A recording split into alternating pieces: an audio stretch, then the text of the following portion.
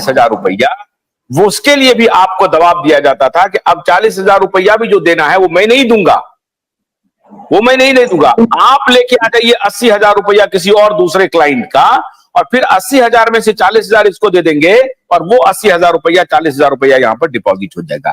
ये कर रहे थे कौन? ये एनके कौन, पॉल, क्या नाम था इनका, पॉल साहब का? एनके पाल टेरिटरी मैनेजर हुआ करते थे। हाँ, वो टेरिटरी मैनेजर होंगे, वो अपने एनके पाल साहब बहुत घूम रहे होंगे। तो अभी एनके पाल साहब के ऊपर भी छापेमारी हुई है, हमें जो जानकारी है सुनने में तो आया है एनके पाल के ऊपर भी छापेमारी हुआ है, और एनके पाल भी हेडक्वार्टर लखनऊ में ही अभी स्थित है, साइड से है, और लिखित तौर पर उन लोगों ने लगा दिया है कि हमको इस सोसाइटी से कोई मतलब नहीं है। आपके सुने हैं, मैं देखा नहीं हूं। और अभी जो है ये पर जी सर, अभी तो रहा है दोनों पाल है, इसीलिए मैं बोल रहा हूँ। आरसी जी, आरसी पाल एनके पाल के रिलेटिव नहीं है, वो एनके पाल अलग है। मेरा चेहरा देखते ही अगर मैनेजर चाहे जोनल मैनेजर बात करता था वीडियो कॉल, और मेरा चेहरा देखते ही इनके पाल उस समय भी चुप हो जाते थे। जब मुजफ्फरपुर बिहार में आए थे तो वो कहते थे कि मैच हो रहा है, 80-20 का मैच हो रहा है, जल्दी जितना हुआ निपटा लो, हमके 20% आप दीजिएगा। तो है अपने चैलेंज, तो हमको एक बार चैलेंज किया कि जो तुम्हारा लायबिलिटी कितना है, तो हम ऊपर में थे, कुर्सी मेरा सबसे ऊपर था, हम के पाल साहब आपको औकात नहीं है जो मेरा लायबिलिटी इस जन्म में दूर कर दीजिएगा। मेरा लायबिलिटी है 6.5 करोड़ मूलधन है। तो उसके बाद फिर वो जाके सॉरी बोल के निकल गया। आया था यहाँ बिजनेस कराने, तो हम तो देखे जो नहीं, ये तो ठग रहा है, हम लोगों को बराबर ठग रहा है। हम लोगों को बोलता था जो मीटिंग में, रांची जोन नंबर 1 पे है, 5 लाख करोड़ का बिजनेस किया। मुजफ्फरपुर अभी 100 करोड़ भी नहीं पूरा हुआ, आप लोग दम खम लगाइए। तो हम उस समय भी चैलेंज करते थे कि कहां से करें, खाली ले अक्षर है दे अक्षर है नहीं। हम लोगों ने किसी जमाकर्ता को 2010 में रियल एस्टेट और हाउसिंग में 16,000 जमा किए, हाउसिंग में जो 15 साल के बाद 6.5 गुना देंगे। 2012 में ही कहा गया कि नहीं हाउसिंग का कुछ गड़बड़ी चल रहा है, इसको री इन्वेस्ट करो क्यूसॉप में। तो क्यूसॉप में उस समय एडवाइस जारी हुआ 22,500 का, 22,400। और उसको जब हम लोगों ने कहा कि चलिए कस्टमर को समझा बुझा के लाए कि आपका 6 साल में 2.25 गुना हो जाएगा, 22,000 के 2.25 गुना 44 6 50,000 हो जाएगा। लेकिन आपने तो 16,000 ही लगाया, लेकिन 8 साल में 3 गुना से ज्यादा दे रहे हैं। अब अवधेश जी कह रहे हैं कि गणेश जी तो अवसरवादी लोग हैं, अब कितना, अब नहीं अवधेश जी ऐसा आरोप मत लगाइए। उसके बाद क्या कहते हैं कि हुआ कि 2018 में मैं छुट्टी पूरा, और फिर मैंने सर आदमी है, इस तरह से गणेश जी पर आप आरोप लगा रहे हैं। उनकी पत्नी बीमार है, वो डायलिसिस पर है, ये खुद बीमार हैं, लाखों रुपए की आरोप गणेश जी पर लगा रहा है। उसके साथ मैं तो भगवान से नहीं मनाऊं जो गणेश जी के जैसा दशा हो जाएगा, क्योंकि हम भी देखिए पैरालिसिस का अटैक है, जब हम बोलते हैं तो मेरा भी चेहरा घिस जाता है। लेकिन मैं जानता हूं जो मैं जैसे मजबूर हूं उसी तरह गणेश चौधरी जी भी मजबूर है, और उस पर लांछन नहीं लगाओ। अगर दम है तो सहारा मैनेजमेंट से लड़ो और सरकार से भी लड़ो। मैं सबको खुले मन से चैलेंज देता हूं, सहारा और सरकार दोनों मिला हुआ है। नहीं तो पोर्टल का बहाना बना के आंदोलन को कम किया गया जो पब्लिक रोड पर नहीं आए। तो आप लोग ने देखा जो 2010 से हम लोग बराबर कन्वर्जन करते करते 2018 में संजय पाठक जी क्यूसॉप का भुगतान का समय आया, अरे इसमें लफड़ा चल रहा है, इसको जल्दी से कम 3 साल के स्कीम में कन्वर्ट करो। तो उस समय भी हम लोगों ने 2021 के लिए उसको पार्टी को मना लिया जो चलिए आपको 3 साल में 1 लाख रुपया हो जाएगा। उसके बाद मैं अवधेश सिंह जी को जवाब देना चाहता हूं कि अवसरवादी कौन नहीं है ये आप बताइए। क्या सहारा मैनेजमेंट आज अवसरवादी नहीं है? सहारा का मैनेजमेंट आज अवसरवादी नहीं है क्या? तो क्यों नहीं आता सामने पेश करने के लिए? और पाठक सर मैं आज आपको बता रहा हूं कि आपने अभी कहा कि सहारा स्टार का पेमेंट चेक के माध्यम से लिया जा रहा है और सहारा इंडिया के खाते में जमा हो रहा है। ये खेल आज से नहीं हो रहा है सर, ये खेल पिछले कई सालों से हुआ है। कहीं ना कहीं ये भी सत्य बात है, क्योंकि सहारा क्रेडिट कोऑपरेटिव का खाता जब सीज हुआ था तो उसके बाद में सहारा इंडिया का खाता ही संचालित किया गया था। क्या ये नियामकों को पता नहीं है? सब जानते हैं, लेकिन कार्रवाई कोई नहीं कर रहा है। आज मैं तो ये कहता हूं, जो हो गया तो हो गया, चलो उसको भूल जाते हैं। आप भी भूल जाओ, हम भी भूल जाए, और नई सुबह, नया सवेरा और नया दिन आज से शुरुआत करते हैं। आपके पास अगर फंड की कमी है तो कोई बात नहीं, पोर्टल से भुगतान हो रहा है, चाहे वो आंशिक ही क्यों ना हो, लेकिन जितनी भी विसंगतियां है इसमें, उसको दूर कर दीजिएगा सर। कम से कम परेशानी तो नहीं होगी। जो भी विसंगतियां पोर्टल पे आ रही है उसको दूर करने का प्रयास कर दीजिए सर। हाँ, अनीता कुमारी लिख रही, हमारा 3 साल बोलकर 6 साल का करवा दिया गया है सर। फोन उठाता है, पार्टी लोग से बात करता है, पता चला है कि वो कन्हई भाई का इस मंच पर स्वागत है। कन्हई भाई का स्वागत करूंगा मैं। हाँ, स्वागत है जी कन्हैया जी, बहुत स्वागत है। आरसी पाल साहब, आप कुछ बोलना चाहते हैं, बोलिए, उसके बाद कन्हैया जी से बात करेंगे। विनम्रता पूर्वक अपनी बात रखेंगे। से जुड़े हुए सभी दर्शकों को भी मेरा नमस्कार। उत्तराखंड से देहरादून से पाठक जी मैं बात कर रहा हूँ। देखिए, अभी चौधरी साहब ने एक बात कही कि हमारा फ्यूचर फंड के जो एडवाइस जारी होती है वो तक आ गई है, लेकिन नहीं दिया। आज ये जो लंबे समय से सर ये बातें की जा रही है कि पोर्टल, ये 2019 की बात है कि 2019 में मैंने रिजाइन लिखा सारा से, और इन्होंने 2-3 महीना नहीं, मार्च में जाते जाते इन्होंने एक्सेप्ट किया हमारा, और इन्होंने फिर पेपर में निकाल दिया कि इनको संस्था से कोई लेना देना नहीं, सहारा इंडिया परिवार या इसकी किसी भी सोसाइटी से। फिर मैंने इन पे लगातार दबाव बनाया, इनके ऊपर पुलिस से लेकर के शासन प्रशासन की कार्रवाई, तब जाकर के इन्होंने फ्यूचर फंड के सभी फॉर्मेट तैयार करा करके सिग्नेचर करा के मुख्यालय भेजा। 21 नवंबर को सर 6,96,441 रुपए की एडवाइस जारी हो गई रीजन कार्यालय को, जिसको लेकर के ये पुलिस के दबाव पे इन्होंने किया था, यहाँ के जो रीजनल मैनेजर थे। और उसके बाद इन्होंने द्वारा ये कहा गया कि 3 महीने का समय लगेगा, 3 महीने में एडवाइस आ जाएगी। फिर भी 3 महीने वेट करने के बाद जब नहीं हुआ तो पता लगा कि जब फिर पुलिस में इनको बुलवाया गया, तब जब दबाव बना तो ये हुआ कि मेरी मुख्यालय से बात हुई और लिखित दिया थाना इंचार्ज को कि 28 फरवरी तक एडवाइस जारी हो जाएगी।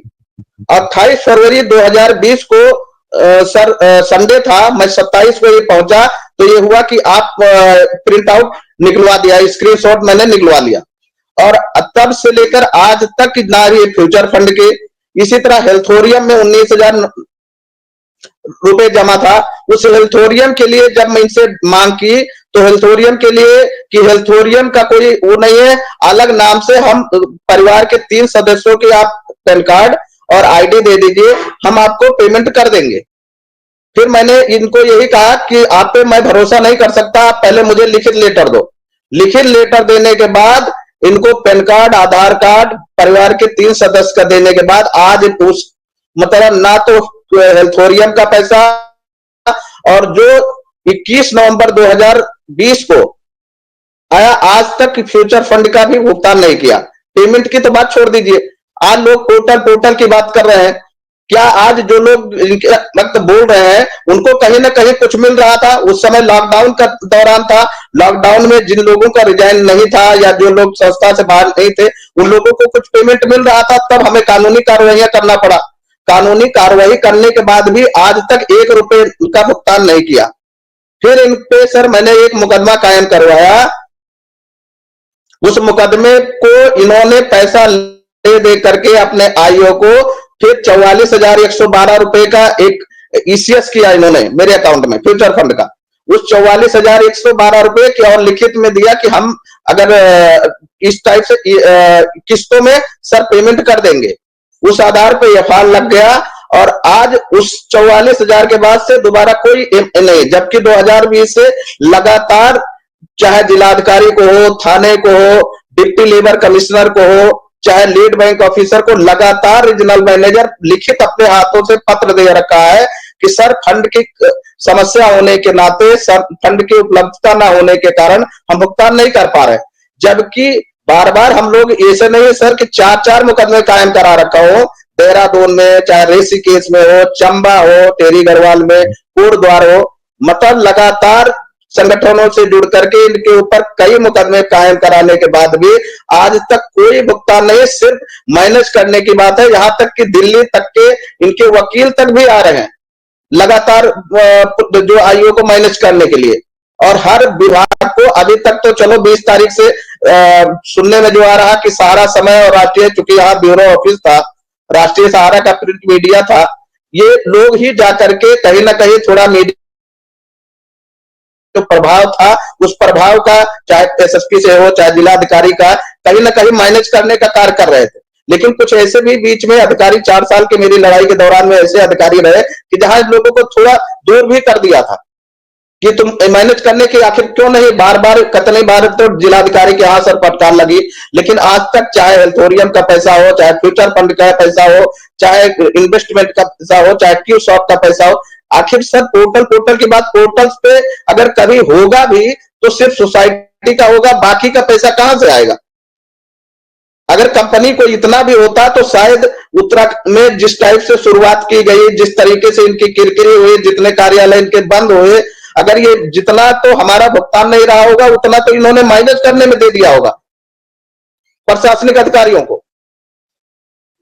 और ये तो हम कि मीडिया का, हमें तो नहीं लग रहा कि ये मीडिया लोगों को न्यूज के लिए रखे हुए थे 2020 के बाद, तो इसलिए हमें तो लग रहा है कि रखे हुए थे कि सिर्फ पैरा बैंकिंग में जो लोग अगर लीगल तरीके से ले रहे हैं उनको मैनेज करने के लिए, शायद मैनेज इसीलिए होते रहे कि कप्तान साहब से, मैंने अपने सामने की बात कर रहा हूं, हमारे यहाँ के जो कप्तान है, कप्तान साहब खुद ब्यूरो चीफ से बात करते हुए हमने देखा और आज सुनने को तैयार नहीं है। जिलाधिकारी, कम से कम 4 जिलाधिकारी बदल गए, बर्ड्स एक्ट और पीआईडी एक्ट के तहत भी कार्रवाइयां, इनकी जांच की गई, इनको बुलाया गया, इनके जोनल चीफ को बुलाया गया, जोनल चीफ ने अपने वकील को भेजा, उनके भी बयान लिए गए, कहीं पे भी नहीं कि हम पेमेंट नहीं करेंगे, बस पेमेंट कर देंगे। 4 साल हो गया सर, और जबकि कई करोड़ों रुपए यहाँ का रीजनल मैनेजर अपना निकाल रहा, जहां जहां जिस ब्रांचों में फंड की उपलब्धता थी उसने अपने खातों को ट्रांसफर करके कम से कम 30-32 लाख, जो मेरी जानकारी,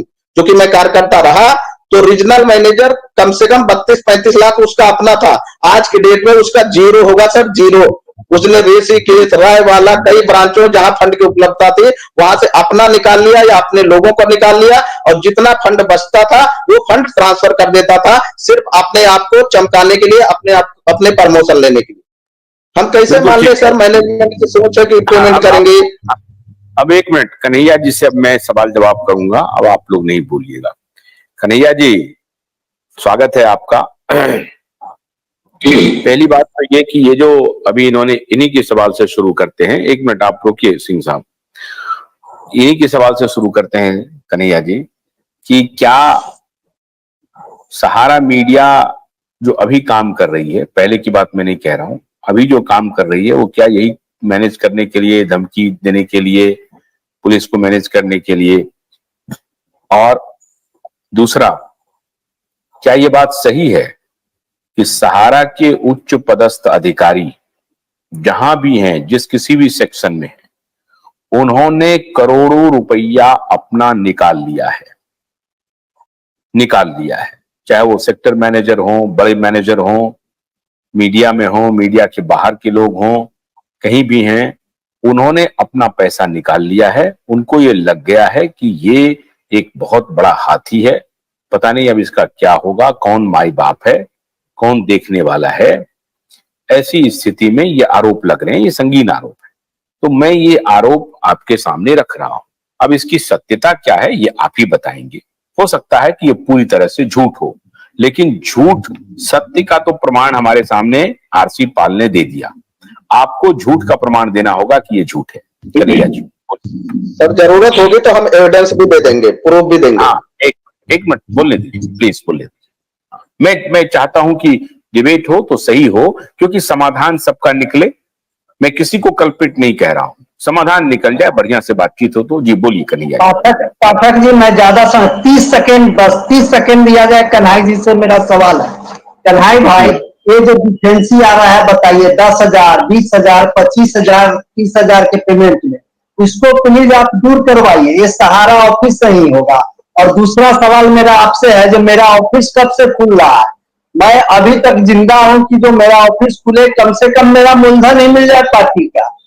बस इतना ही। ऑफिस कब खुलेगा ये बता दीजिए। हमको पूरा लायबिलिटी नहीं चाहिए, मूलधन ही चाहिए। और इसको दूर करवाइए प्लीज, बहुत जीना हराम हो गया है। मैं मुजफ्फरपुर बिहार से बोल रहा हूँ सर। माथा पटक के जाता है, लो पेपर पैसा लाओ। ये देखिए, एक मिनट देखिए, ये सज्जन लिख रहे हैं भुगतान हो रहा है। जिसको पोर्टल से लेना है वो पोर्टल से ले, जिसको केस करके लेना है वो केस करके ले, जिसको संस्था से लेना है वो इंतजार करे ऑफिस खुलने का। अरे देख लो भाई, पोर्टल पे कोई भुगतान नहीं हो रहा है, ये देख लो। ये देखिए कन्हैया जी, पोर्टल पे 1000 में 5 आदमी का हो रहा है। पाठक जी, मैं पहले भी बोला हूँ, पोर्टल पे 1000 में 5 आदमी का हो रहा है। ये देखिए, ये सब मेरे माथा पर। ठीक है, बहुत बढ़िया। ठीक है कन्हैया जी, बोलिए बोलिए, बोलने दीजिए कन्हैया जी। नमस्कार। हाँ, प्रश्न बहुत सारे हो गए। शुरुआती प्रश्न यही थी कि कमांड के ऊपर ईडी का छापा पड़ा है, उसमें कितने अफसर गिरफ्तार हुए। बहुत सारे लोग 17 डायरेक्टर की गिरफ्तारी की भी बात कर रहे हैं। तो पहले मैं उसका जवाब देना चाहता हूं कि ईडी की जो छापे पड़े हैं, जिसे छापा कहा जा रहा है, वो ईडी का छापा नहीं है। ईडी ऑलरेडी छापे जो मारे थे उसके लिए स्क्रूटिनी थी। स्क्रूटिनी में कुछ डॉक्यूमेंट वगैरह बाकी रह गया था, वो प्रोसेस था, उसकी प्रोसेस के लिए वो आए थे और स्क्रूटिनी करके गए। कोई गिरफ्तारी नहीं हुई, कोई गिरफ्तार नहीं हुआ। सारा की जो सीआरसीएस की पोर्टल की बात कर रहे हैं, आरके सिंह साहब का जो सवाल है कि भाई हमारा ये डिफिशियंसी हटा दीजिए, तो 50,000 तक की डिफिशियंसी पूरी तरह से हटाने की कोशिश की गई है और मुझे लग रहा है कि 1-2 दिन में पूरी तरह से वो डिफिशियंसी हट जाएगी। 50,000 तक का डिफिशियंसी खत्म होने जा रहा है। मास्टर फॉर्म अगर उसमें अपलोड करने की जरूरत नहीं है। थोड़ा बहुत माइनर जो मिस्टेक है उसको भी लेट गो कर दिया गया है और 50,000 से ऊपर 5 लाख तक का पेमेंट करने की पूरी तैयारी हो चुकी है। सहारा और सीआरसीएस की मीटिंग पिछले 1 हफ्ते से चल रही है। आज जो माहौल बनाया जा रहा है कि सहारा पेमेंट नहीं कर रही है, पेमेंट नहीं कर रही है, पोर्टल फेल है, पोर्टल फेल है, तो ऐसा नहीं है। सहारा बहुत वर्षों से पोर्टल पर ही काम कर रही है, ऑनलाइन ही काम कर रही है, पूरी तरह से सेंट्रलाइज है, कंप्यूटराइज है। अगर जब पोर्टल बनी और पोर्टल बनते समय कमिटी की मीटिंग हुई, उस समय कमिटी को अगर डाउट होता कि ये पोर्टल सक्सेस नहीं जाएगा या फिर अगर कंप्यूटराइज नहीं होती तो सर ये पोर्टल नहीं बनता, पहली बात। इसलिए वहां बिल्कुल डाउट न करें। सहारा और सीआरसीएस पोर्टल से फिलहाल दिसंबर मंथ तक 5,000 करोड़ रुपए बांटने के लिए 5 लाख तक की पेमेंट पूरी संजीदगी से लगी हुई है। 5 लाख तक का पेमेंट आप देखेंगे कि दिवाली तक सबको मिलना शुरू हो जाएगा। इसलिए बहकावे पे या किसी के कहने पर गुमराह मत हुई। पेमेंट अगर आपका नहीं आया है तो आएगा, फिर से अप्लाई करिए, रिसब्मिशन करिए। जहां तक आरोप का सवाल है, पाल जी का जो आरोप है कि बहुत सारे ऑफिसर अपना पैसा निकाल लेते हैं, तो सर मैं आपके चैनल पर इनको एविडेंस दिखाने के लिए कह रहा हूं कि आप एविडेंस लेकर के आइए। अगर ऐसी कोई भी ऑफिसर इस तरह से पैसे निकाले होंगे तो हेडक्वार्टर में उनके ऊपर कार्रवाई करने के लिए एविडेंस के साथ दिया जाएगा, अगर किसी ने ऐसा किया है। बाकी जहां तक मैं जानता हूं, कोई भी इस तरह से अपना फंड नहीं निकाल सकता बिना हेडक्वार्टर के अप्रूवल का। जहां तक लिक्विडिटी नहीं होने की वजह से गणेश चौधरी जैसे हेडक्वार्टर के मीटिंग कब से हो रहा है? आरोप ये है कि हेडक्वार्टर से मिल करके ये लोग, कुछ लोग मुट्ठी भर लेते ऐसा नहीं हैं, है। अपना पैसा निकाल। सर क्योंकि हिंदुस्तान में बहुत सारे ऐसे ट्रैक रिकॉर्ड रहे हैं कंपनियों का, और जिस माहौल में आज हिंदुस्तान जी रहा है उसमें ऐसा कहना और इस तरह की सोच रखना लाजमी है, लेकिन बिना एविडेंस का कह देना, आरोप लगाना, सर ये सच्चाई नहीं होती। और ये इससे ये साबित नहीं हो जाता है कि सहारा भी उसी तरह की कंपनी है, उसके ऑफिसर भी इसी तरह से साइड बैठ करके अपने पैसे निकालते होंगे। ऐसा नहीं है। अगर आपके पास एविडेंस है तो आप कागज जी को एक्सेप्ट करिए, एविडेंस मैं मुझे कराता हूँ। आज नारी महोदय देहरादून के पास फाइल पड़ी हुई है, अकाउंटों में था, और 22/4/2022 को दिल्ली हाई कोर्ट के बाद रोक लगने के बाद सादे कागज पे पैसा लिया गया। आज इनके पास उसके बाद में कार्यालय से कई करोड़ों रुपए फंड ट्रांसफर, जिसका पूरा